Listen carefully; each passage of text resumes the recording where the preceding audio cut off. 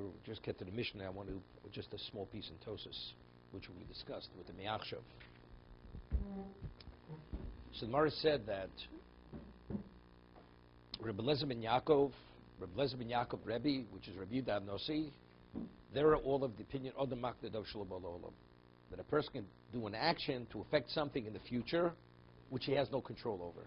Although he has no control over it, even to bring it about now, he can affect something in the future.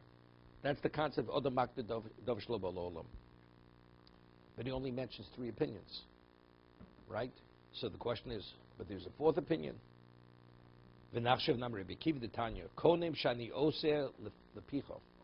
A woman, she marries a man, and she makes a netter that my earnings that I will earn should be forbidden to you with a netter.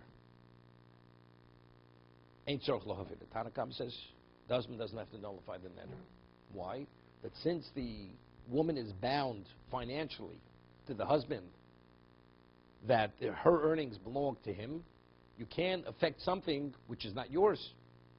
Right? If I would make a netter that you're not permitted to go into your house, Shimon says to Reuven, I make a netter, your house is off limits to you.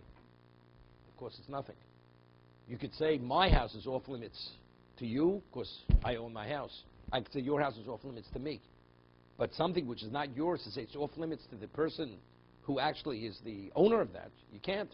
So if the husband is the rightful owner of her earnings, legally he has that right, her netter cannot affect his rights. Therefore, the Tanakhama says, Ein tzorch lahafir. There's no reason to nullify the netter. Reb Kiva Omer Yofir. He has to nullify it. Why? Because in the future, she's only bound to earn a certain amount of money. What happens if she has a good day and she earns beyond that? The additional money she earns, she doesn't have to give to the husband. So what would be if she earns that money in the future? The netter will affect that. So therefore, Kiva says to preempt that problem, you should nullify the netter, so in the future she should earn more than that certain amount, the netter will not affect it. That's what Rabbi Kiva is saying. Because she may earn more than that amount. Yesim in Aroilo. But the question is, but how could she affect that if it doesn't exist? So that means the netter she's making now could affect something which she hasn't yet earned. So you see, Rabbi Kiva has the opinion, Adam, a person can do something now to affect something which doesn't exist. Ha'idmar Allah. So the Gemara says, he cites the Gemara in the Dorim, the Gemara Ksubis, Amar Rav Huna Bredi B'Shua, V'omeres Yigdashu Yodei Lo Seim. There's no proof from Rabbi Akiva. No proof from Rabbi Akiva. Rabbi Akiva holds other Makdav Shobel Olam. What did she say? She says, my hands should be consecrated to their maker. V'yodayim Yisnu B'Olam. So Rashi explains, Tosa explains. We discussed the Machlokes of Rameir. Rameir says, Od Makdav Shobel Olam. What's the case? He says, the yield that will come about in 2 years from now, when they transact, it should be yours. Reb Kiva says that when those fruits come, Reb Meir says when those fruits come to existence, the initial transaction will affect those fruits belonging to the purchaser. It's valid. The Chacham say it's not valid. That's the Machlokes Reb Meir and the Chacham. That's the classical case. What do the Chacham say? If you want to sell a future yield, how do you sell it? You give the buyer an interest in the tree for the future yield. So he has an interest. It's like a person says, we buy a tree partnership, and we divide up time sharing. The first 2 yields are mine. The second 2 yields, every 2 years, the yield belongs to one of us. Was that Makdav Shel Balolam? We have an interest in the tree for the yield. So the tree itself is what? Exists. It's not something which doesn't exist. It's an ownership in the tree. So the Chacham said it's Deka Liperos. I'm giving you an interest in the tree for the yield. That's a valid transaction. So now when the fruits will grow, those fruits belong to whoever acquired that interest. Okay? That's the Chachamim. So the husband, she says, my hands are consecrated to their maker. So what is that's the equivalent of dekalaperos. The hands have a potential to produce. That ability, that right to be able to produce, that right I'm consecrating. So if that's the case, what their hands produce is consecrated or is affected by neder. Therefore, Rabbi Kiva says, to what degree does the husband have the interest in the hands? Only that certain amount of money. But if those hands should produce more than that, that belongs to her. So if it belongs to her, then that will be effective. So therefore, Rabbi Kiva says, to preempt that problem, yofir, the husband should nullify it. Therefore, even if she produces more, her neder is actually doesn't exist anymore because it's been nullified.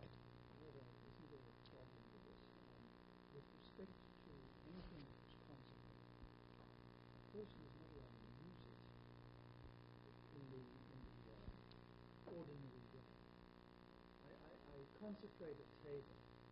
Now it's off limits to me. Because it's a full consecration. It's full consecration. Now, how does a person consecrate the hand? They still have to use it to eat. They still have to use it to No. Let me ask you a question. No. It's for specific. Let's say I own a building. I say I own this piece of property. Every other year, Hegdish has an ownership in the property.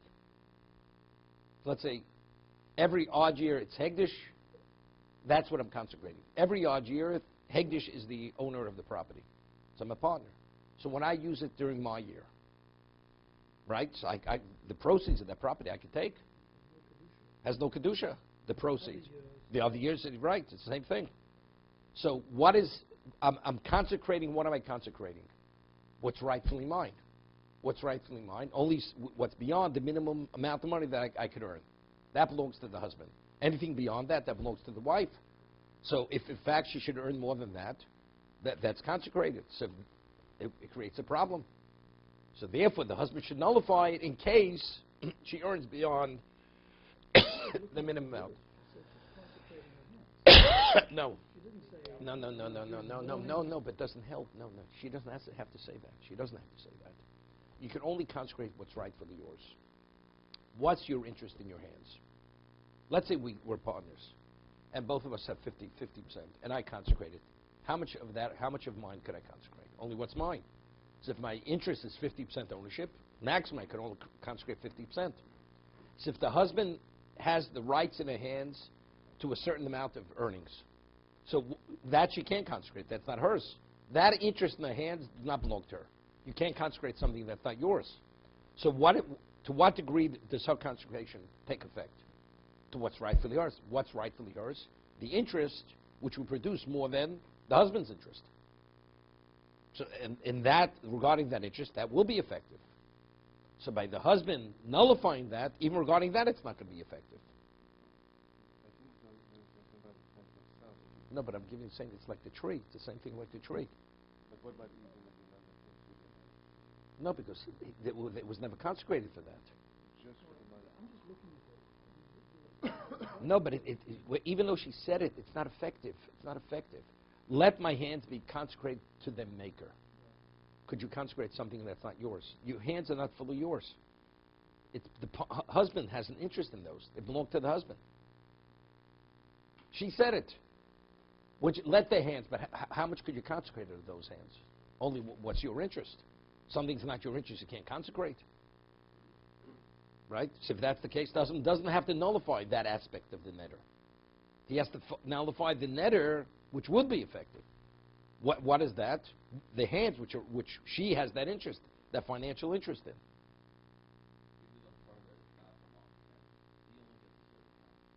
No, he gets the. A woman has to give, let's say, it's 5 shkolim a week. To earn beyond that, it's unusual. No, so the 15 would be hers. So that's the hadofa. It means, but the minimum amount is what is his. The 5 is his. So let's say my hands are consecrated. So what does that mean? Earning power for more than 5. Okay. So only to that degree could she consecrate. Well, let's say the first 5. The first 5 belong to the husband. It's like 2 people who are partners. The first 25% of the yield belongs to one partner. Anything beyond that goes to the other partner. I don't want your support. I'm not getting involved. I'm not getting involved in that.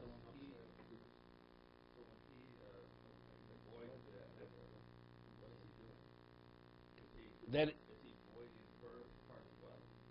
he's only voiding her part. His part was never a netter regarding his part. You can only affect what's rightfully yours. Correct? If I make a netter that your jacket is off limits to you, does it mean it means nothing? So therefore, the first 5 shkolim, the netter never took effect because that's his interest. So it's only regarding the additional.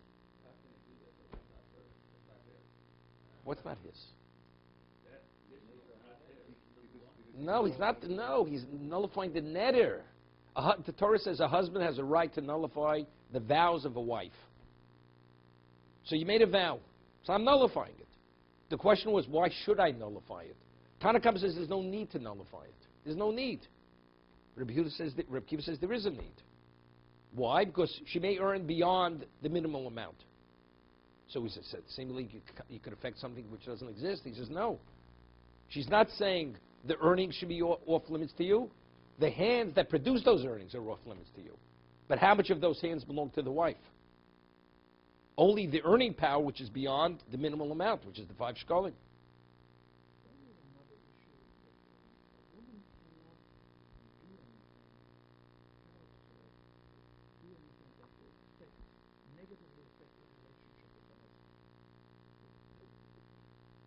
That's regarding the dorim. The husband could only nullify a netter which will negatively affect his relationship with her relationship with her husband. Let's say a woman says, the movie theater is off limits to me. It's not a problem because that has no relevance to the relationship. A woman says, I will not bathe for the next year. That's a basis for a divorce. The husband could nullify that netter. He could nullify it because if she doesn't bathe, they can't have a relationship. Right? A woman says she will not. She'll dress like a person who's in a destitute state.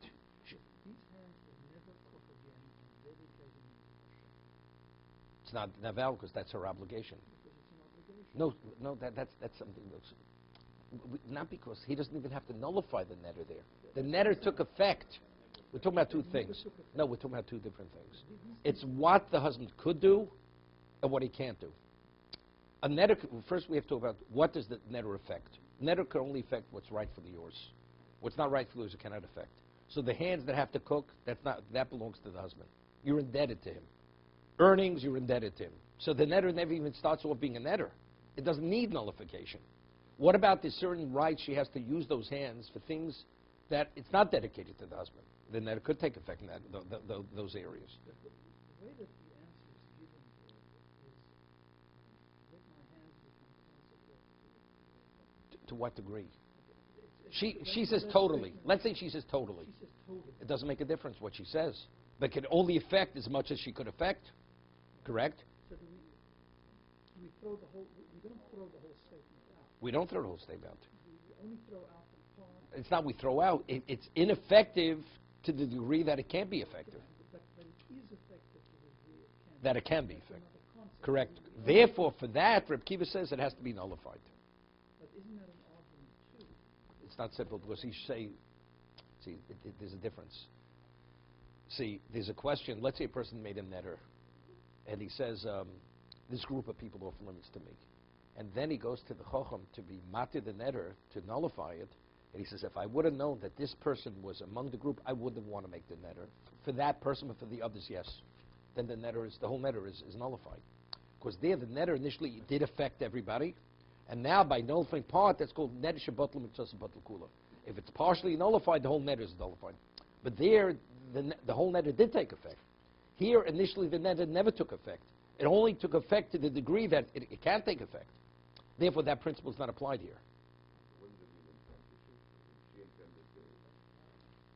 It's irrelevant what her intent is. She wants the husband to be off limits to her, to whatever degree she can. So he said, you know something, the rights you thought you had, those rights are not your rights. So she says, so what my intent was, whatever way I could, I'll do my best. He should be off limits. So that's only to the degree that he has a right, she has a right to make the netter. What's rightfully hers. Okay. What? Yeah. Okay. So now, there's an interesting tosis in which we discussed a little bit. The case of Rebbe, he says, a person says to a slave, to his Evet Kanani, when I will purchase you from your rightful owner, I will emancipate you with this document from now. Right, from now. So we discussed there, firstly, see from there, Rebbe holds Adam Makdav Shalom Olam, because you're giving effect and value to the act of the writ of emancipation, although you have no control over that. He's not your slave. You can't emancipate him now until you purchase him. Nevertheless, Rebbe says it's considered a valid act of emancipation take effect when you become the master. So Tosa says, what about the Me'achshav? What does he have to say? It can't be retroactive, as we said, because you're not the owner. So what's the value of saying Me'achshav? So what he's saying from now, right? This is what we would discuss 2 days, for the last 2 days.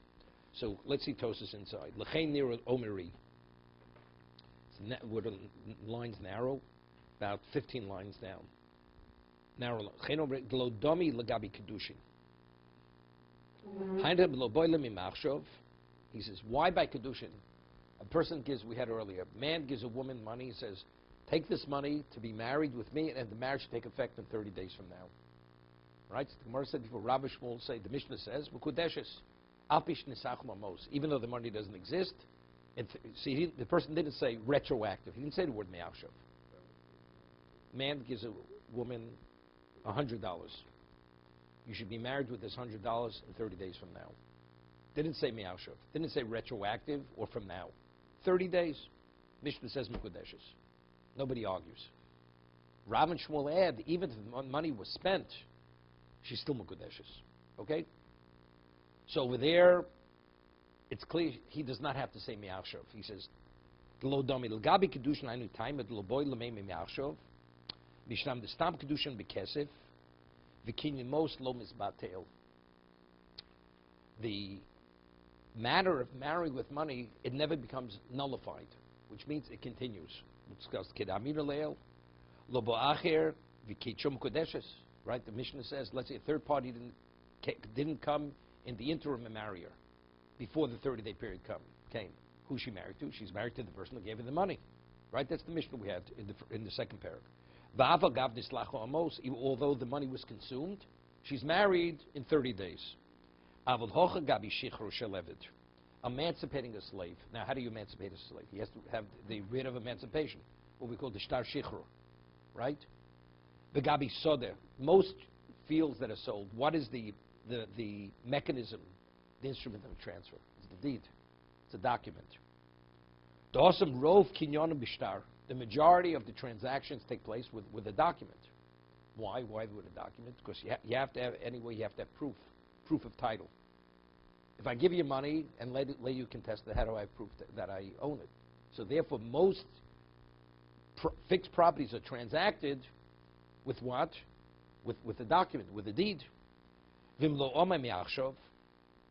If he didn't say mi'achshav, hava mino, im niskarei ashtar betoch hazman, ho'eved lo yem mishuchra.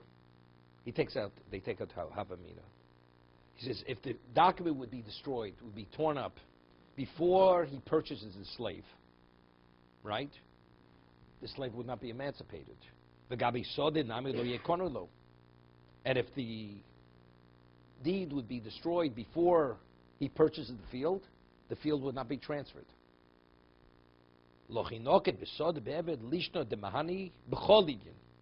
Therefore, by inserting the word me'achshav, that validates the transaction regardless what happens. Afilu nikra shtar.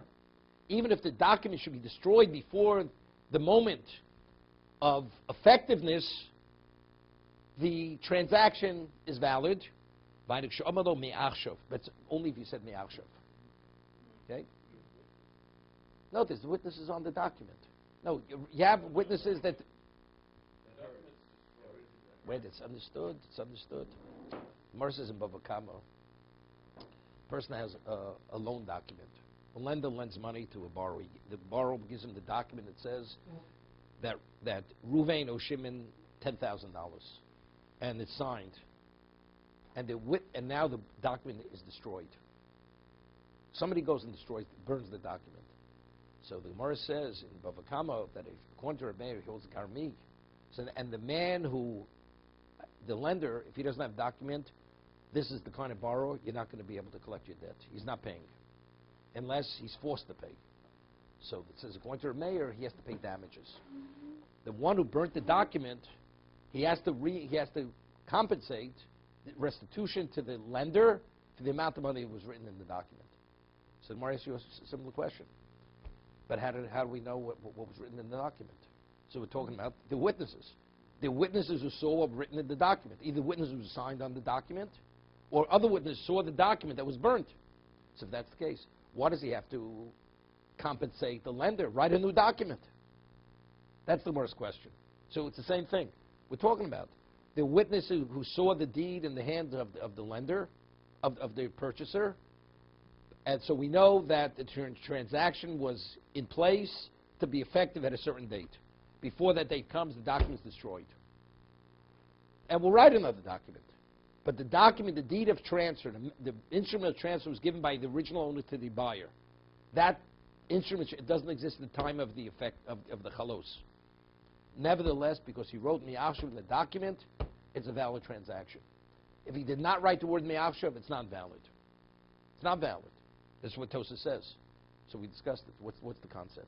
If you learn it simply the way it's normally understood, that, because Tosa is going to ask a question, it's an exciting Gemara above Mitzvah, that what is there's a concept known as kol sekinyono, that for something to affect something, although you had done it earlier, that instrument which affects it has to be in place when the effect comes about.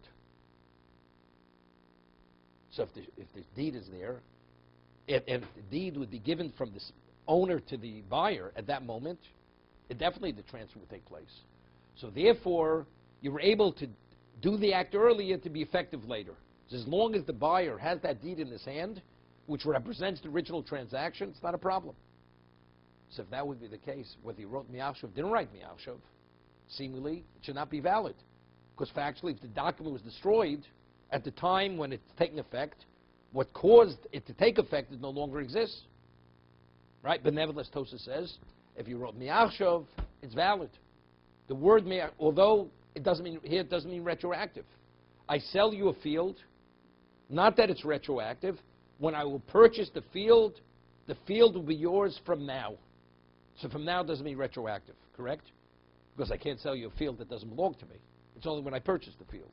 But because you added that word from now, that means I want the transfer, I want the act, the mechanism, the instrument to be completed now. The shtar to be effective later.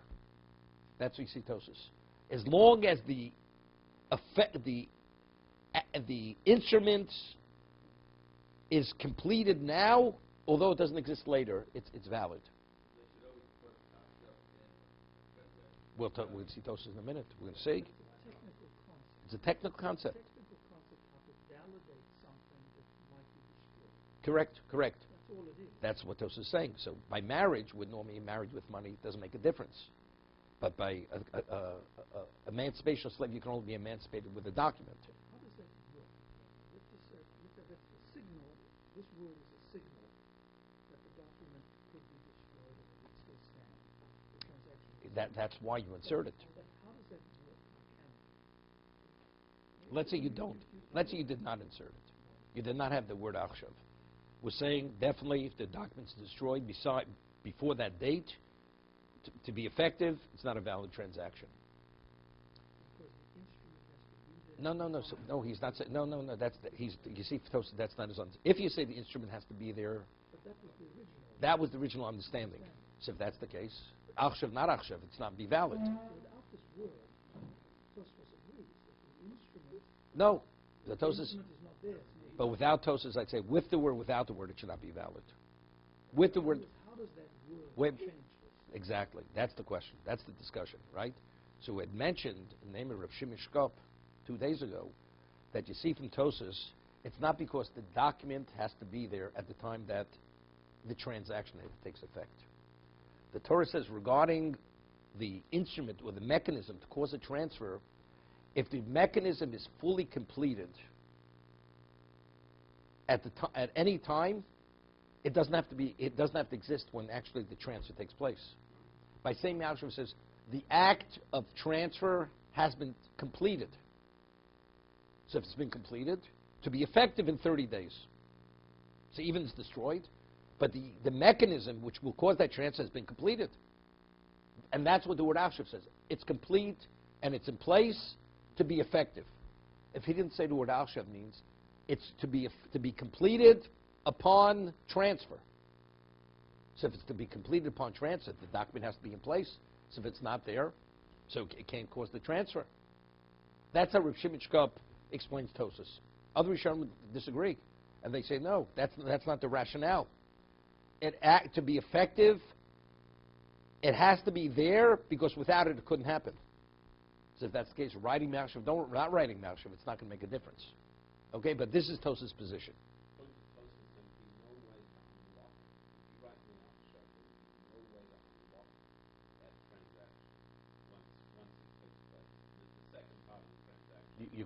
You could unlock it. I'll tell you how. I'll tell you how you can unlock it. It will be similar to kiddushin. Let's say I would say, when I purchase this field from this individual, I would sell it to you 30 days after I buy it. Okay? 30 after I buy it. And he buys it, and before that 30-day period comes, he gives it to another party. So then, it belongs to the second party, not the first party. That's like kiddushin. She gives her money now to be effective in 30 days, then she accepts kiddushin from the third party in the interim. She's married to the second person, not the first person. It'll be the same case here. That's the way the seller is able to extricate himself from this transaction. No, by the slave, I'm talking about the property. The slave you can't. The slave you can't unlock it. Cannot. No, it doesn't. If you rob Me'ashav, it cannot be undone. No, that's the case. That's the case over here. Says, no, that's the case. That's the Rebbe says. That is the case. So that's Tosas different. What is it, the achshav? Achshav cannot be retroactive here because he doesn't own the slave. So that's what Tosas is explaining. That the word is inserted in case the document is destroyed before he purchases it.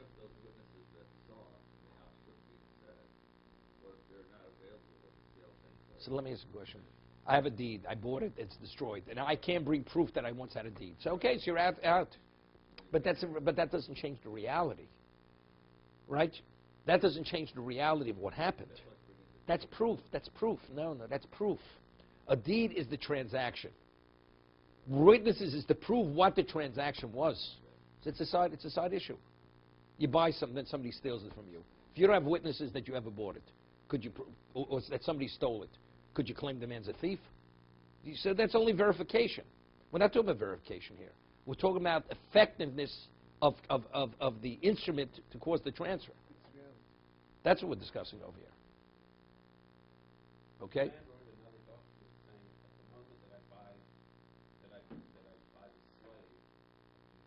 No, you can't undo it. No, can't undo it. Cannot undo it. And the only way is by slave. It's not by the field. You have to preempt it. So the only way somebody else purchased it before it took effect. Correct. Now we're going to skip down a little bit. He has an interesting question. The first wide line. We had a case before. Rav Yochanan says, a man says to a woman, you should be married to me from now and after 30 days. So everybody else learns. What does the word mi'asha means? It should be retroactive. Right? There was a question. Is it a retraction? When he says mi'asha, is it a retraction? Is it retroactive? Is it a tanai? Or does it gradually build? It starts now and it completes itself in 30 days from now. Right? Rabbi Yochanan says it starts now and completes itself.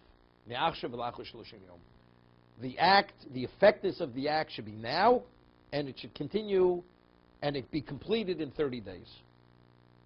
Right? That we had the Gemara before. He says, the Reed says that even if the document is destroyed, the slave is emancipated, the field is transferred. Right?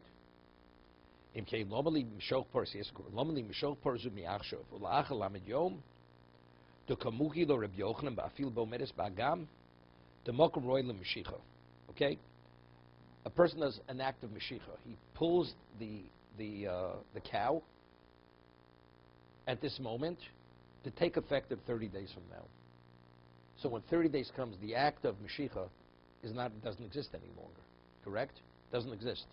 So Rabbi Yochanan says, even though the original act of acquisition is not in place when it's going to be effective, it is only valid if the animal's in a location that if I would do Mashiach in that location, it would be a valid Mashiach.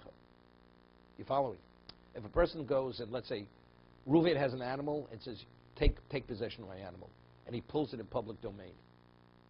It's not the buyer's. You have to pull it into a domain which is considered your domain.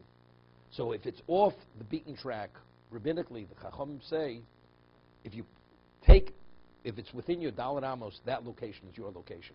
So pulling it in that location is equivalent to bringing it into your domain. But in public domain, it's not valid. So let's say he says, take the animal now, and he does a valid Mashiach to be effective in 30 days. In 30 days, the animal is found in public domain at the due date. Rabbi Yochanan says it's not valid. No, he did the act. He didn't acquire it. The effect of that should be in 30 days. So Rabbi Yochanan says it's not valid. It's not a valid Mashiach. It has to be in a location that if you do the Mashiach now, it'd be a valid Mashiach. No, what? At that moment when it's meant to take effect, it has to be in private domain or in a domain. Not the question where the animal is. Where's the animal? Not where he is. No, he doesn't acquire it. Again, that's the concept. The act you do, what you did then, if it would be 30 days later, what would its value be at this moment? It depends where the animal is. If the animal is in public domain at this moment, that Mashiach has no relevance to this animal, because you can't do Mashiach in public domain. But if it would be in private domain, or in a domain where you could do Mashiach, then it is valid. Why is it that you have the ability to do it now? You already did it. No, that's Rabbi Yochanan says. That's the concept. The concept is that the act has to have relevance to the moment of the effectiveness. Right? So over here, if they have to be able to be linked. If it's only a question of time, so it's time, okay, so if we would go fast forward, going forward, but the fact is, but at this moment you can't do that type of acquisition. So for instance, you get married, someone who's currently married to be effective. No, that's different, because that's Davish L'Bal Olam. That's Davish L'Bal Olam. Here I could sell you the animal now. We choose, the sale should take place in 30 days. Wait, but let's see Tosus a moment. B'mokum ro'el Mashiach v'lo mi boy b'chatzero ho afilu b'shus harabim kaimo kono kevan de'oma mi'achshav. Over there it says he said mi'achshav. Take the animal now mi'achshav and acquire it in 30 days. We said mi'achshav. The Re says that even though the act of acquisition has no relevance any longer, the document's torn up. Doesn't exist. At this moment, if he wanted, the slave would want to be emancipated. If the document, let's say the master has a document written up, and before he gives it to the slave, it's destroyed. Could he be emancipated? Can't be emancipated. The document doesn't exist. So over here the Re says, but if it's given to him, and you say mi'achshav, even if it doesn't exist, it's going to be effective. See here also, he said, pull the animal now, which is a valid taking possession, to be effective me'achshav in 30 days. It should be good, even though the act of acquisition has no relevance to the later moment, because it doesn't exist, or it can not be done. As you can't emancipate the slave if the document is destroyed at the date of emancipation. That's Tosa's question. So regardless, even if the animal is in public domain, it should be a valid transfer. Right? See, Tosa says something phenomenal. Rabbi Yochanan l'tamei le'el b'pirkin. Rabbi Yochanan is consistent with his position. The mi'achshav l'achlam yom shiru. That's considered mi'achshav yaschilu hakadushin v'lo yigmru ela ad l'achlam yom. According to Rabbi, how does he interpret the word mi'achshav, Rabbi Yochanan? It should start now and conclude then.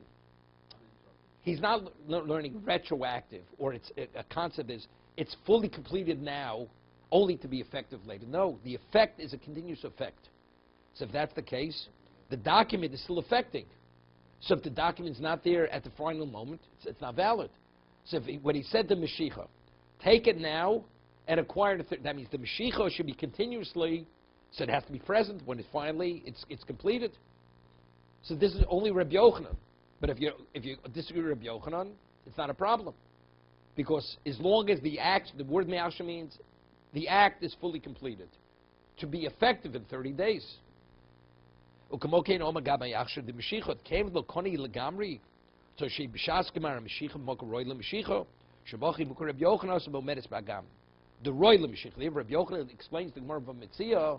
Why is it a valid acquisition? Because it's a location that if you do the Mashiach at this moment, it would be considered a valid Mashiach. Al b'shus harabim lo.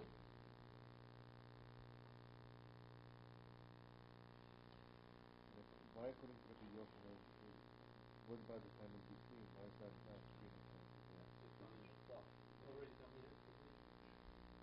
It's when it's completed. The animal can be any Okay. But I just want to go to the end over here. So now he has a problem. And this is a problem which exists continuously. So he has a problem with a kinyan suder. So he says, quotes a Gemara. According to Rabbi Yochanan, if whenever a person does a kinyan suder, that means we talk chalipin. You give your pen, you give him your handkerchief. Take the handkerchief and acquire this in 30 days from now. So that's similar to Mashiach. Right? So according to, and he says, mi'achshav. Mi'achshav, in 30 days you should be this. Everybody, and what happens and then the one who receives the cloth gives it back to the one who gave it to him. Because it's only a manner of what? A mechanism which is for the moment and it's given back. So if that's the case, what happens at 30 days according to Rabbi Yochanan? Seemingly it shouldn't be valid. And Kinyan Surah, this is, everybody conducts himself, nobody behaves differently. So according to Rabbi Yochanan, how does it work? So Tosas says,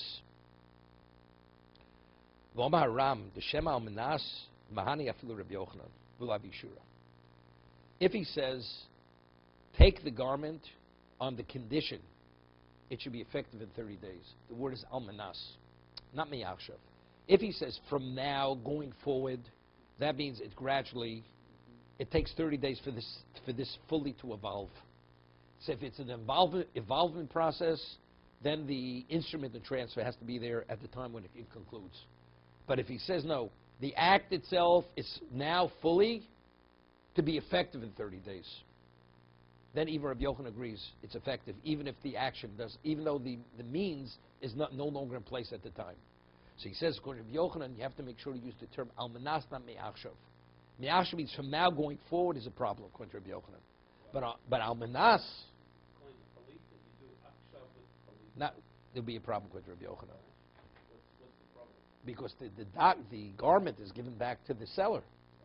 So then it's not in a position, so the buyer no longer has the garment. If he'd have the garment when it finally concludes, it's fine. But if he gave back the garment, so then we're back, it's like in the public domain.